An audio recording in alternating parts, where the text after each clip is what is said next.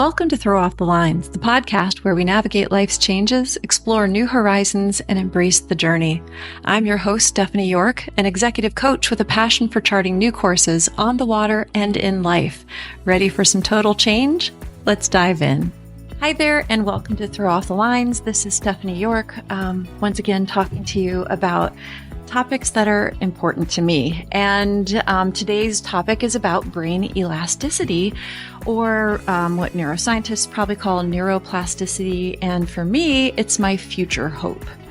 And I am not a neuroscientist. There are tons of them out there. I'm going to look up some links and add them into the show notes. So if you're listening to this podcast on anywhere on YouTube or Apple Podcasts, in the show notes should be links to other resources. But I just wanted to cover this kind of in a layman's terms, my non-neuroscientist view. And I have a family history of Alzheimer's and dementia.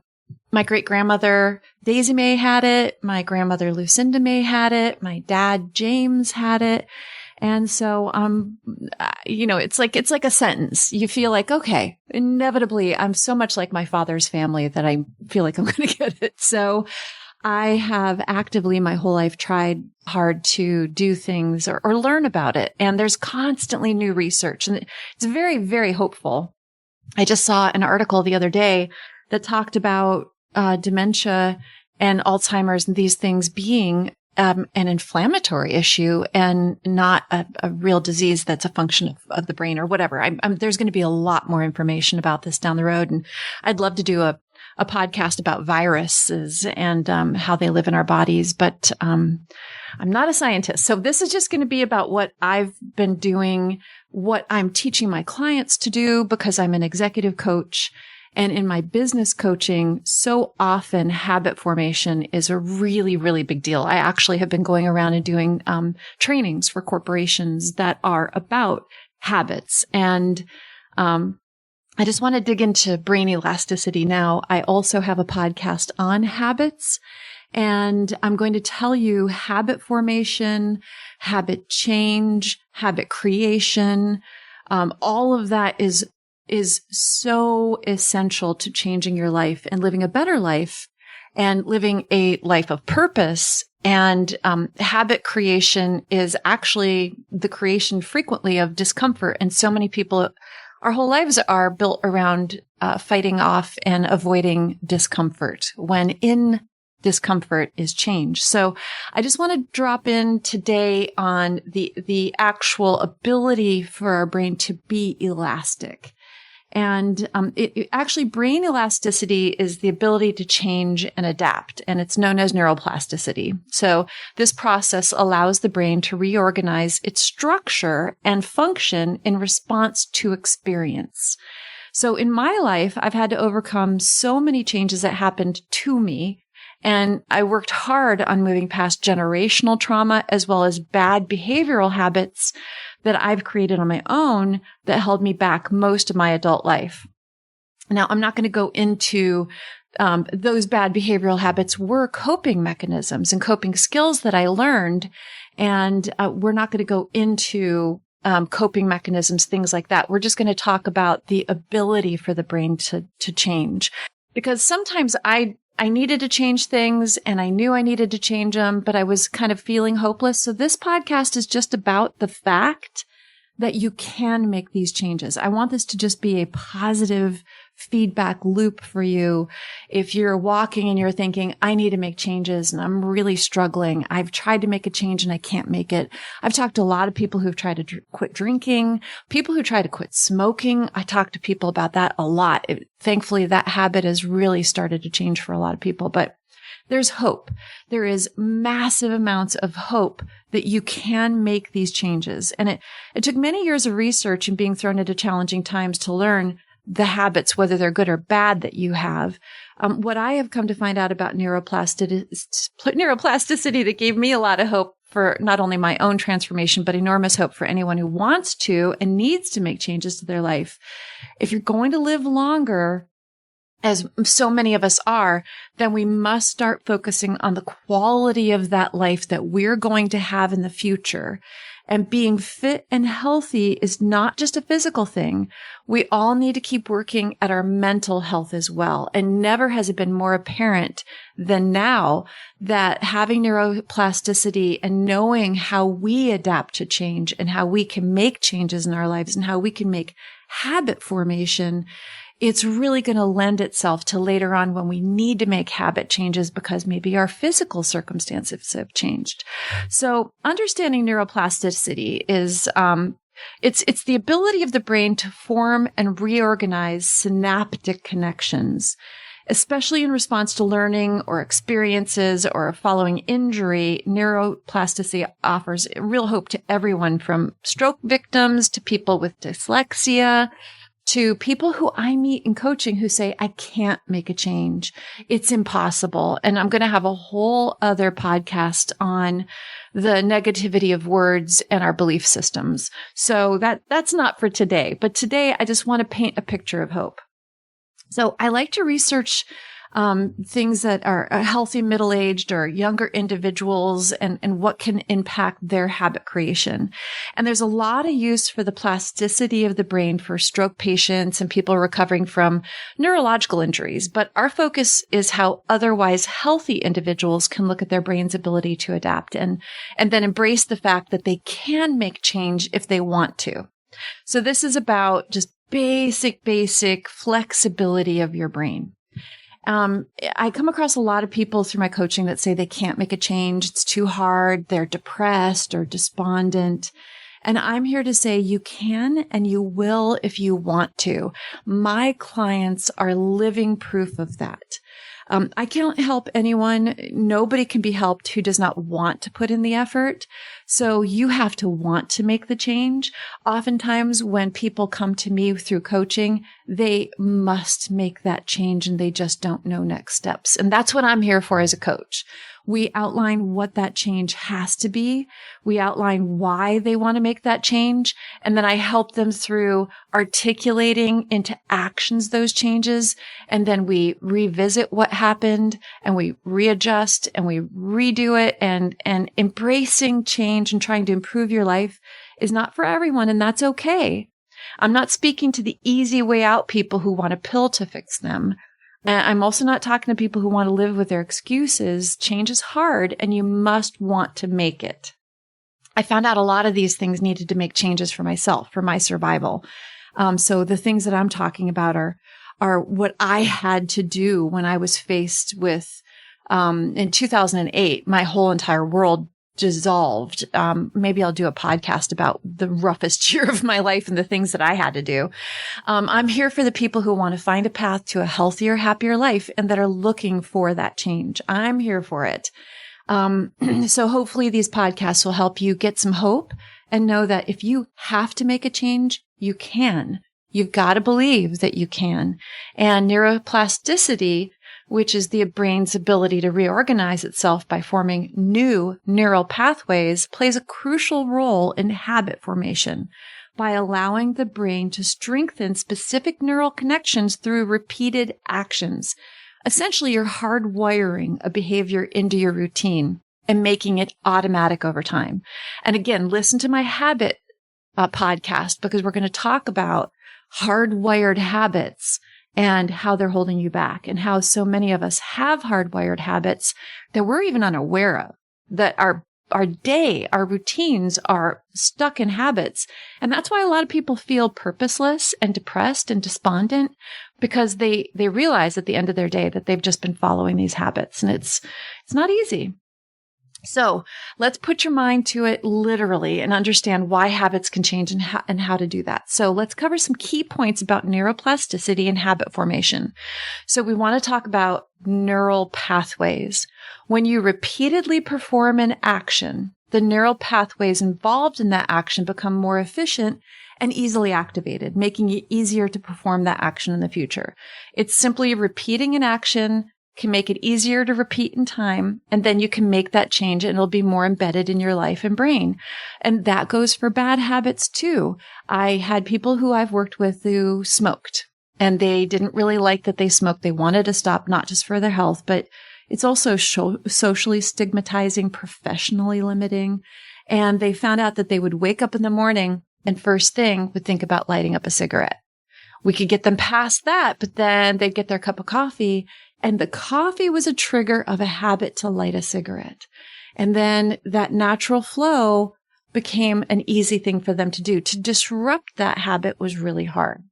So when we have a habit that we've formed, and again, listen to my habit podcast, we have to have a disruptor to stop that habit, because as easy as it is to make it, it's harder to break it. So repetition is key. The more you practice a behavior, the stronger the associated neural connections become, solidifying that habit. This is, of course, a no-brainer. And those people I work with who want to stop drinking, a lot of times there's trigger habits like, I'm going to make dinner, so I'm going to open up a bottle of wine and pour myself a glass of wine because I drink wine when I cook dinner. And that was a habit that they wanted to stop. And but what is cooking dinner without having that glass of wine? So instead, we would start to make different rituals. Maybe it's a glass of kombucha because it's a different, interesting, bubbly drink. It's healthier. It's something they can sip. And then they could go and make their dinner with an interesting drink. So then we broke the alcohol part of that, but they still had the drink while they were cooking. And then we talk through what it felt like. But repetition is key. To replace that, you have to have either a behavior that replaces it, or I'm unfamiliar with doing a certain thing and I'm a little scared to make a change. And we're going to talk about that in my habits podcast. When you create a new habit, at first it's hard because you're not used to it. But as you do repetitively, it becomes solidified. Decision-making areas. During the initial stages of habit formation, the prefrontal cortex, responsible for decision-making, is very, very active. So when I'm first doing this change and I'm trying to create a new habit, your prefrontal cortex is very, very active. But as the habit strengthens, this area becomes less involved as that behavior becomes more automatic. So a lot of prefrontal cortex work, which we're not going to talk about in this podcast, is where we need to engage ourselves. And a lot of people stumble upon the prefrontal cortex stuff where you're making decisions, and that's where you get attached to an uncomfortable behavior. So when we're making a new habit, you get uncomfortable and then we disassociate from that and we go back to old behaviors. So we want to talk about positive and negative habits. Neuroplasticity works for both good and bad habits, meaning that both healthy routines and unhealthy behaviors become ingrained through repetition. And this is very important. I have clients who jump on their phones first thing in the morning, and then an hour slips away, or they react to emails and they get right into their day and their day starts to control them. And when they're reacting throughout the day, not getting the things they want done, then they notice, once again, they're a victim of their habits, in this case, the unwanted ones. Now, it's hard to fight against that because, hey, I need to get on the phone. I need to call back these people who need my attention right away. But you're allowing your day to be hijacked by reactionary habits. And in my coaching, we start to delineate between those things you need to do that you're maybe uncomfortable with and those things that you perceive as important, where you're reacting to other people's behaviors. So breaking down what needs to happen and what you want to have happen and what you've been having happen, your habits, and then trying to form new behaviors where we carve out 15 to 20 minutes first thing in the day to get done what you need to get done. Then the rest of your day, you can be reactionary. That is the beginning portion of my coaching people. What do we need to get done? How do we get that done? And then how can I react healthy to that? So to break a bad habit, you need to intentionally weaken the established neural pathway by consciously choosing alternative actions and creating new positive neural connections. And it's not easy. That's why so many people buy the book like Atomic Habits. And yet in my coaching, so many people read these books and want to change, but are still victims of their habits. And that's why they will hire me as a coach. I will dig in personally to their behaviors, both professionally as well as personally, because when you're trying to change habits in a professional environment with your work, 50 or more % of the time, your personal habits are affecting you professionally. So I have to coach the whole person, and we have to coach habits, behaviors, needed responses, etc.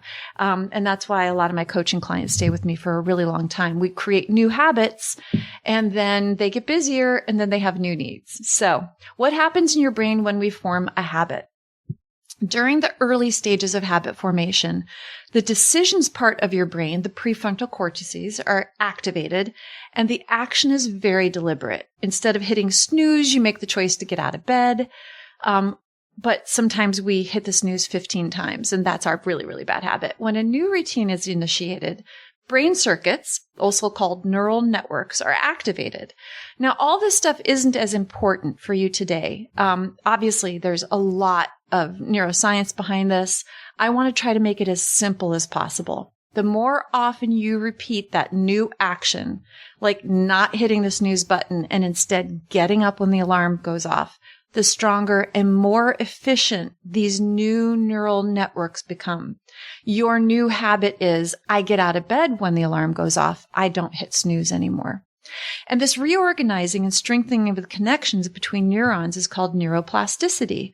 And in the case of building habits, long-term, potentially good habits, each time you perform the new action, which is getting out of bed when the alarm goes off, or wash, rinse, repeat, whatever that action is, every time you perform that new action while you're trying to form a habit, you need smaller and smaller cues or triggers to activate the same network of brain cells.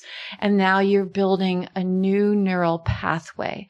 That sounds like a tiny one, but it's significant, because when you get a victory over a habit, you get that dopamine response. You feel good about it. You feel proud about it. It's an internal reward that you cannot purchase.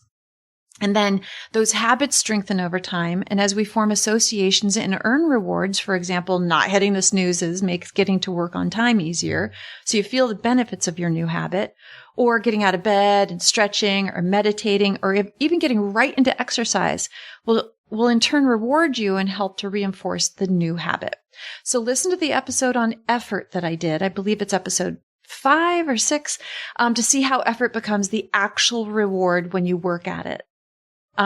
It's amazing how that works. Later, as habits strengthen, whatever your habit choices are, and as you work at them, and I recommend that you only work on 2 to 3 habits at the most at the same time, ideally 1 strengthening if you've got time to just work on 1. The decision parts of the brain no longer need to kick in to initiate the action, and then you can add on another habit. But it takes us a while as humans to make a new habit become solidified. And the habit, once it's formed, is now activated in memory and considered automatic. The neural circuits can perform the habit without conscious thought. In other words, you need to choose to perform the action. You don't need to choose to perform it anymore. You automatically perform it. Alarm goes off. I get out of bed. I start my day. So if getting out of bed on time is your habit formation and that's the one you want to create, great. Once you're starting to do that, what do we do when we get out of bed? Do we need to start creating new habits? But don't overwhelm yourself trying to do 20 habits. That's what happens in January when people have resolutions to change their whole lives. And I work with a lot of people on addiction and in recovery. And you know what? If you're trying to change something major in your life, that is a lot. Let's break it down into steps and let's really acknowledge the successes.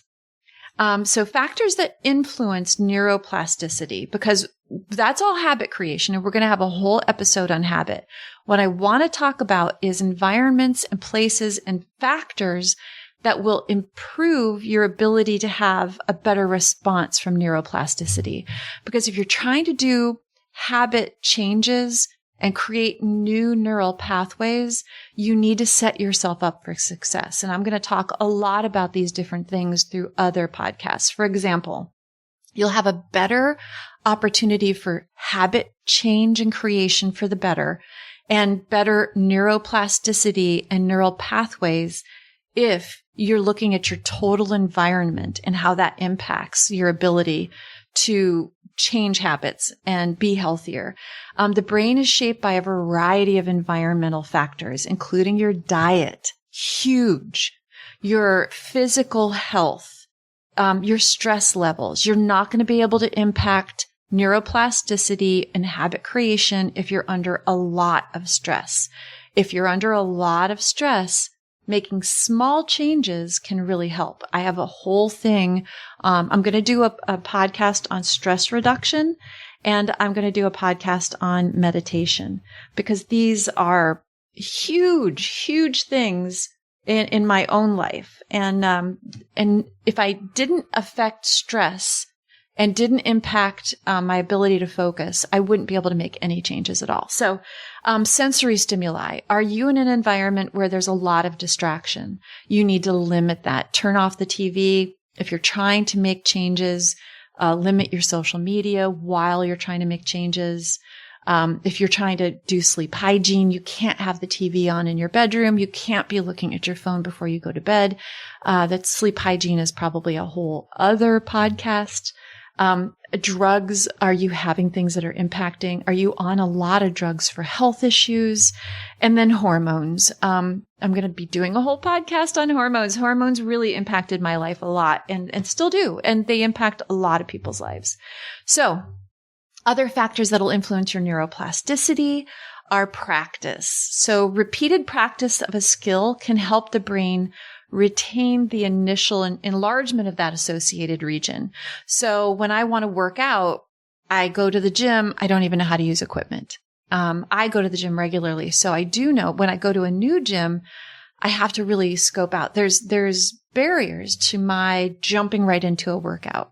If you're new to wanting to work out, you haven't gone and done that. Or if you're trying to make new friends, I have a whole episode on making friends. You're going to, say, a pottery class and you don't know anybody. You get scared and we disassociate sometimes, or we take that fear in with us, or we don't go at all. And it's repeatedly practicing going to an event, repeatedly practicing going to the gym, learning this one piece of equipment. That will help the brain retain the initial enlargement of the associated area, which is, I want to build my skill of going out and meeting more people. I want to build my skill of working out and going to gyms and getting more fit. And that reward system will kick in when you make the effort, but it's that initial discomfort that keeps us from doing things. And sure, hitting snooze keeps you in your comfy bed, but it doesn't help you make the changes in your life that you want to do. So the more you practice getting out of bed right when the alarm goes on, the more you enlarge that space to create new, better habits. That's how I look at it. So pick a habit and start to work on your own habit reprogramming. I'll use the same example of the snooze button. So over the holidays, I was staying up very late doing nonsense stuff. I was allowing myself to say it's the holidays and I don't really have anything to do tomorrow necessarily. And I kind of gave myself a mental vacation. I was getting up later and later, which was great. I was getting great sleep, but I was running behind on my work and my podcast and my exercise. Days were slipping by and I had to make a change because now the holidays are over and I'm still in this holiday mode. I was less motivated. I was tired. I felt frustrated about not getting things done. And as the days kept slipping by, I had to make a change. So I made a rule that after 9 p.m., all TV time stopped. TV shut off. And I set an alarm on my phone to remind myself it's 9 p.m. And that was hard because I really liked just kind of checking out. And then I picked up a book and I started to relearn how to focus. But because I do this regularly, it didn't take me that long. When I first started to try to reread after being distracted for months and months on end, it took me a long time to be able to refocus. I set up a bedtime routine, started better sleep hygiene. Then I set my alarm for 7:30 a.m. And now I get up. Now I do have morning habits that I'm not going to worry about changing, like coffee and stretching and looking at my messages. But I have a pretty healthy morning routine if I get up in time. So that 7:30 a.m. routine, I know I have stuff I go right to: meditating, journaling, making a cup of coffee, stretching, and then getting into my work. So I'm good doing the shift to being awake and starting my day off sooner, as long as I was going to bed earlier and I set my alarm and I didn't allow myself to just kind of lay in bed or sleep in and have no end time to my sleep. So some activities that can help boost neuroplasticity is exercising regularly, which I try to do every day. Reading more helps exercise the brain. We're going to talk about some more activities that really help with neuroplasticity long term. Playing music, whether you play a musical instrument or you listen to music, it activates different parts of your brain. Learning a new language, Duolingo, lots of people trying to learn Spanish or French, Italian, eating a balanced diet. Let's go back to diet. Diet is critical to a healthy brain, and a healthy brain and a healthy body will respond more to habit creation and habit change than if you're running off of sugars and other substances. So make a list of one change you want to make today, and listen to the Habits podcast as well. I also have a change podcast and I have an effort podcast. All of these feed into each other. If you're really struggling with a lot of stress, I have podcasts on resiliency, adaptability, and thriving. And I have a podcast on purpose. I'm going to do a follow-up podcast to purpose. These all feed together. So let's make a list of one change you want to make today. Set up what you need to do to make that change. Steps you need to take to help you get this change done. Make the plan in your calendar. For example, I want to work out 3 times a week. I had a client who wanted to get workouts in and was struggling to make it happen. She'd get up each morning and be slow to move to kind of make the coffee, check her emails, and wow, almost an hour flew by. And then she's running around like crazy to get her kids out, to get into the car, to get into the office. And then her whole day was running behind. So this change was very important to her. And she had workout equipment at home and she was not making time for it. So we had her set her alarm at a time she was okay with. She slept in her workout clothes. This was her idea. We talked about it. Whatever it took, we needed to create this new habit. And as soon as the alarm went off, she got up, went down, and started on her workout. It took about 3 days for her to get that routine down. Getting up a little slow at first, but by the 3rd day, she said she was looking forward to it. And she felt so good afterwards, and her whole day felt like it was being built on success because she achieved her goal to start each day and every day motivated. I can't tell you the change in her after just doing it 3 days. She didn't have to sleep in her workout clothes anymore. Instead, she started to get up, excited, change into sleep workout clothes out of her pajamas. And then boom, she's working out, and she did it 3 times a week. And I actually had another client who ended up doing it 5 days a week and just, she's on fire. So I had another client who wasn't getting to the gym after work because in the mornings he had to take kids to school and stuff. But he would come home and he would feel tired and demotivated. And he had a gym membership he wasn't using. And he said, I really am worried about my health and my fitness. So we had him pack a gym bag every night and put it by the door before he went to bed. So every night, his closing out the day sleep hygiene routine was packing that gym bag, putting his water bottle in it, putting his, I don't know, whatever your musical choices are, being able to play music on his phone. And then he had a plan in place to make it to the gym, and he made it 3 times that first week. And it didn't add a whole lot of time to the end of his day, but he felt like I am getting more done in my day every day. I feel more successful. He's working on his health by creating different habits, these promises that we make to ourselves, and keeping these promises to ourselves. The things that it does for us psychologically, in our heart, in our head, in our motivation, in our happiness, you can't even measure it. You just feel it innately. It's so important that you make these different habits. And I'm just talking about these simple ones that these people did. But, I work with my clients all the time on habit, and what I'm going around the country doing in my training sessions with sales corporations, with executive teams, is talking about habit formation, habit creation, and what our habits are doing for us. And I'm going to have a whole podcast on dopamine responses because that's what we talk about when it comes to habits as well. So you can make these things happen for yourself.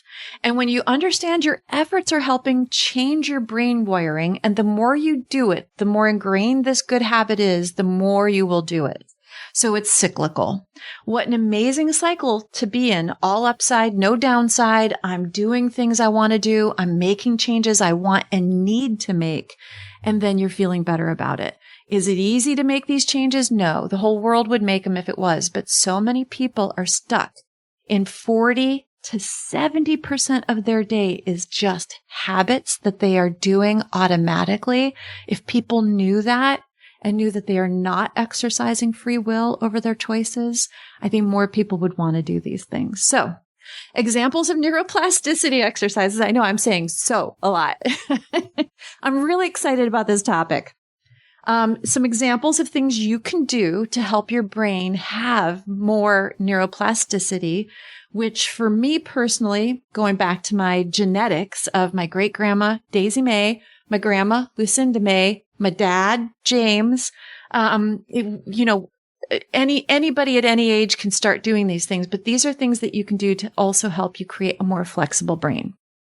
It's never too soon to learn to keep your brain young and working. If you start these habits in your 20s, they will pay off for you in your 20s. Trust me, the more flexibility we have to a brain, the better off we're going to be no matter what happens. So many times we hear of people who do amazing things, have lived amazing lives. Well, they have new experiences. They grow their ability to learn and grow mentally. That enables you to do the things you want to do when you're older. Think of it as kind of a gym for your brain. So learning a new language is huge on, I was studying dementia and how to keep your brain activity at an older age. So in your 60s and 70s, learning a new language, and a new language could be sign language.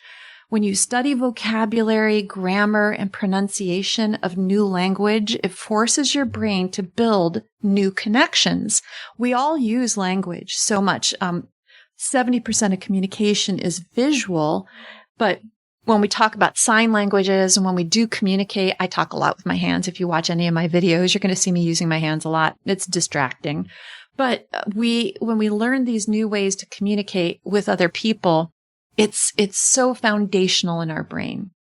Really healthy. Playing a musical instrument. Now, I don't really have a lot of skill at that, but practicing new melodies and techniques on an instrument challenges your motor skills and your cognitive abilities. So if you really want to start flexing your neuroplasticity, which is such a geeky thing to say, but I love it. I'm a geek. I'm a nerd.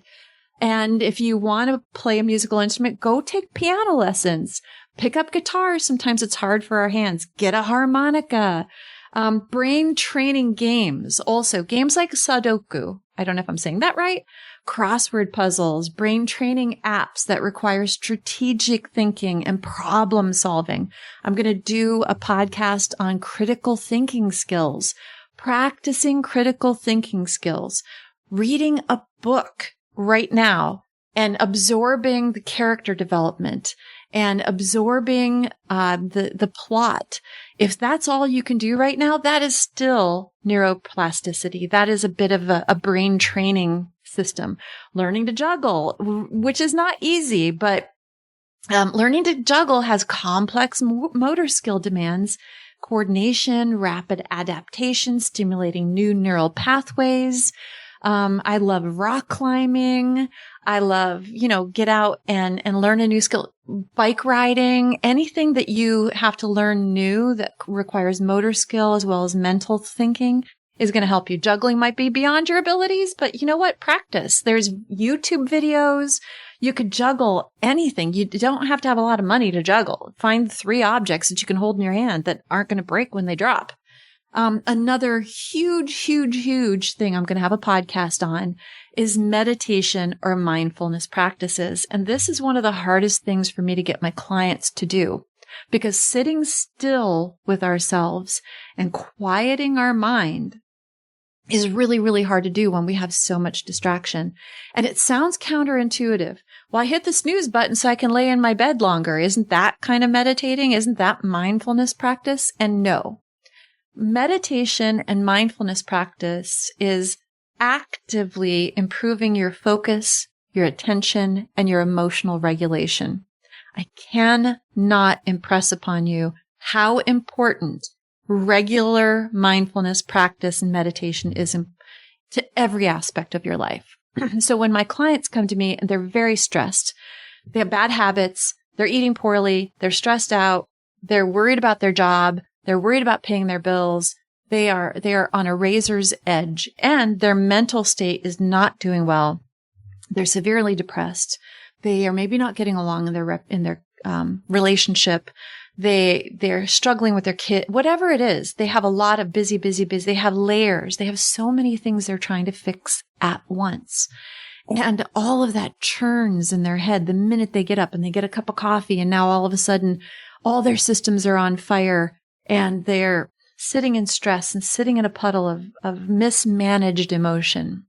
And we'll talk about emotional regulation maybe at another time. Again, all of these experiences are from me as a coach. I've been coaching for 18 years now, and all of my studies and my master's in organizational leadership is about transformational leadership. And all of this stuff I talk about is about how to transform yourself, your life, and those around you. And if you're a leader, how to help transform yourself so that you can then transform others. So I know I'm getting pretty deep into this, but learning to stop for even 5 minutes and not allow emotion to affect you and just sit mindfully, breathing and following your breath, calms your body, tells your brain it's okay. Everything's going to be okay. You emotionally regulate. That 5 minutes is the most powerful 5 minutes of your day. So listen to some of my other podcasts. They help with some of that stuff too. Physical exercise, 100% as important as meditation and mindfulness practices.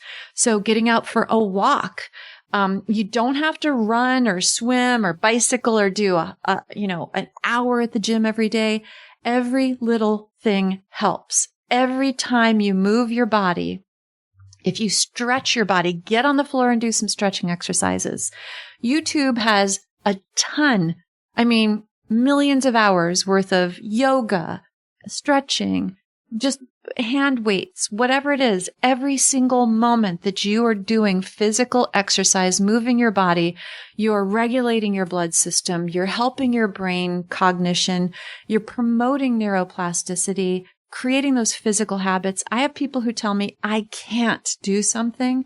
I want you to watch some videos about people who overcame real physical disabilities and watch those people who had to lose 150 pounds and push themselves every day to get physically uncomfortable, to exercise and push past pain. And, you got to lose 200 pounds, your knees are hurting. Those people get up every day and do their yoga and they do their exercises and they push past the I can't and I won't. And I'm telling you, physical exercise and meditation is free. And it's two of the best things you can physically possibly do for your neuroplasticity long term. And then reading complex materials, like reading challenging books or articles and stimulating critical thinking and new knowledge acquisition. I'm going to do that podcast on critical thinking skills. But if you think one way, go out and listen to podcasts or ideas you disagree with. And step outside of your comfort zone. We're all down a rabbit hole of beliefs that support our opinion, and we aren't thinking clearly and freely for ourselves. The best way to create neuroplasticity for yourself is to listen to advanced concepts about things that we don't understand. So if you don't think climate change is a problem, go listen to some climate scientists and form your own opinions about that. If you think climate change is the only problem, go listen to climate deniers. Listen to their opinions. Stretch your thinking about topics that you think you know everything about. And that's going to help neuroplasticity. In our society, we're being spoon-fed so much information, and the algorithms are feeding us more and more things that we agree with, and we're finding ourselves in little boxes off in corners of the internet. And if you challenge yourself with new information, You are adapting your brain for longevity and for critical thinking, and you're going to need that should an emergency happen. Writing creatively, I have one of my clients really wants to write a science fiction book, and he's really, really busy. He's a very successful man running a multi-million-dollar company and out helping solve problems for people. But he really has this thing that he wants to do creatively. So we've started structure. We are starting to create the back plot, and we're just doing it for fun. Creative things, creative outlets help us keep our neuroplasticity. So write a short story, write a poem, encourage imagination and self-expression, get a painting easel, go buy some paints, I don't care, go to a pottery class, go to a ceramic class, go learn how to do stand-up comedy. I don't care what it is. Be creative, because that creative part of our brain is really, really important for neuroplasticity. Do puzzles, do jigsaw puzzles. I love jigsaw puzzles, spatial puzzles, Rubik's cubes. I am not good at that. Anything you can do that is you looking at solving something physically with your hands, it can improve visual spatial abilities. Those are really critical to us our entire lives. Use your non-dominant hand. This might sound funny, but using your non-dominant hand to perform everyday tasks can stimulate new neural pathways. Don't start using sharp knives with your left hand if you're right-handed, but if you usually do things with your right hand automatically, try to write a couple sentences with your left hand. These are all just ideas for you to start looking at. I'm going to put them all down in the show notes, but I'm kind of running along on the episode. I hope this has helped. When I look at neuroplasticity and I look at the habits that I formed, surviving trauma and generational trauma, habits that were handed to me by my family, that I grew up in the environment, and all the changes that I've had to do. In 2008, my life fell apart and shattered into pieces, and I had to crawl out of that and make new habits. And then knowing that my family has a long history of dementia and Alzheimer's, and fighting back and clawing back to say, I am aging, but I want to age well. I'm taking really good care of my body as well as I can. I'm fighting off physical disease. I need to understand neuroplasticity. I need to do all I can so that the quality of life I lead when I'm older, if I'm physically able to walk around and do what I want to do in 20 years, I want my brain to be as healthy. So I hope you enjoyed the podcast. Thank you for coming down this path with me. It is simple things to think about. What do you want your brain to be able to do in a few years, in 20 years? Everything you do right now is going to impact your brain in 20 years.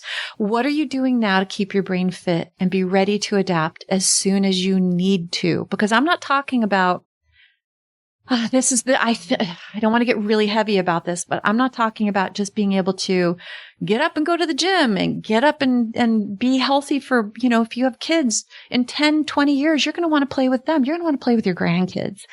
But I'm talking about having your brain fit and ready to adapt to things that you're going to need to adapt to. I think about people going through natural disasters.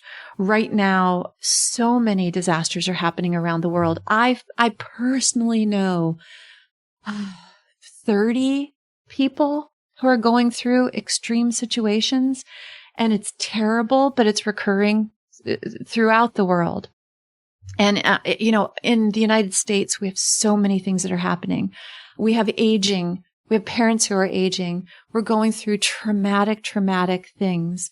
And it is our ability to adapt that will help us if something happens to us. If my home burns down, I've had a home burn down. If I am in a bad relationship, I've been in domestic violence. If I am unhappy and depressed and I feel like I'm staring at a wall, that has happened to me. If I am feeling purposeless and despondent and hopeless, have I built in the ability to adapt? Can I get myself up and create new habits to get myself out of that? I'd rather have an agile mind that can handle change and think successfully rather than be atrophied and frozen when I need it most for me and my family and my community. And I look around and I see whole communities that houses have burned down. And were those people sitting, hitting the snooze button, sleeping in, getting up and having coffee, and letting the world happen to them? And now all of a sudden they are thrown into a place where they have to adapt fast. Did they have the skills, or are they going to be down in a pit? I know that it's sometimes insurmountable. I know that these things are horrible, but did I today do everything I can to help my neuroplasticity and my habit creation in a way that I can adapt and change to things that happen to me that are beyond my control? So I know that's heavy to end this all. I am very hopeful. I have seen neuroplasticity work in my life. I watch it miraculously work in my clients' lives. I'm so blessed to work with some amazing people who not only want to make change, but do make changes in their lives. And I'm hoping that this has given you a little bit of hope. Go and listen to some of my other podcasts. And I really hope that, here's to a good mental health routine, better habits.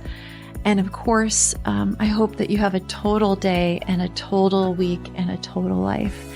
And I'm just so happy that you listened to me today. Thanks so much. Take care. Bye-bye.